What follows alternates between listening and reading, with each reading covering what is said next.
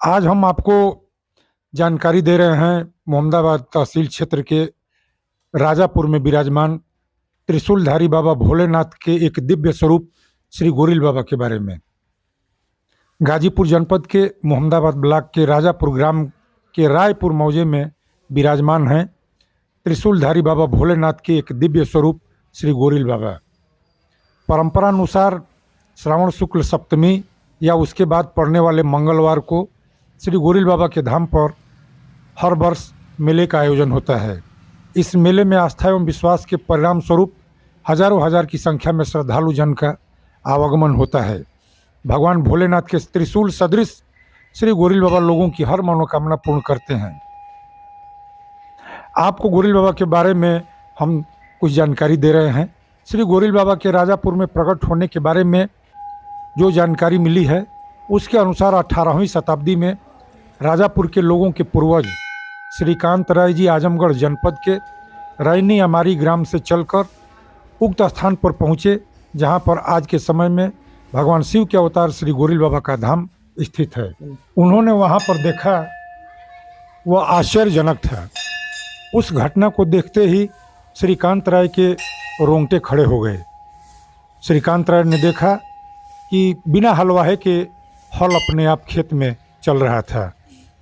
तभी उसी समय त्रिशूलधारी बाबा गोरिल भी हाथी पर चढ़कर उनके सामने प्रकट हुए और उनकी शंका मिटाई।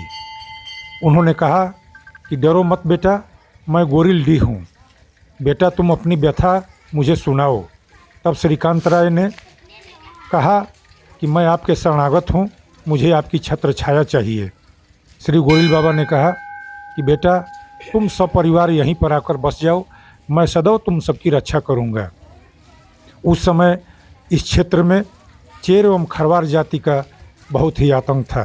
गोरिल बाबा की कृपा से उनकी झोपड़ियों पर ईंट एवं पत्थर की बारिश होने लगी। बाबा की कृपा से ही 3 दिन के अंदर ही उनका सर्वनाश हो गया। जो बाकी बचे वह भागकर यहाँ से अन्यत्र चले गए। आज भी राजापुर उसी ईंट पत्थर की वर्षा से बने ऊंचे टीले पर ही आबाद है, जो अभी देखने को मिलता है। उसी समय श्रीकांत राय ने सब परिवार बसकर इस राजापुर को आबाद किया था। एक समय की बात है जब कुछ चोर गोरिलनाथ जी की मूर्ति को उखाड़ कर ले जाने का प्रयास किए तो पास में स्थित एक कुएं में गिर गए। उनके आँखों की रोशनी गायब हो गई। जब बाबा की उन्होंने प्रार्थना किया तो उनके आँखों की रोशनी पुनः वापस आई और उन सबको जीवन दान मिला। बुजुर्गों के द्वारा प्राप्त जानकारी के अनुसार अंग्रेज़ों के द्वारा यहाँ पर उस समय हवाई अड्डा बनाने के लिए भूमि की पैमाइश की गई। भूमि पूजन कराए बिना ही जब मजदूरों द्वारा फावड़े से खुदाई शुरू की गई तो मजदूर एक एक करके अचेत होकर के गिरने लगे और उन सभी की आंखों की रोशनी गायब हो गई। वह सभी मजदूर असहाय होकर रोने चिल्लाने लगे। चारों तरफ हाहाकार मच गया। इसकी सूचना इंजीनियर एवं अधिकारियों को मिली। वह लोग भी भागे भागे मौके पर तुरंत आ गए। उनके आने के बाद वह अदृश्य शक्ति श्री गोरिल बाबा ने कहा कि यह कृषि योग्य भूमि है, मैंने एक परिवार को यहाँ पर बसाया है, उस परिवार की रक्षा होनी चाहिए। उनके मना करने पर हवाई अड्डा का निर्माण कार्य बंद करने के आश्वासन पर सभी मजदूरों की स्थिति में तुरंत सुधार हो गया।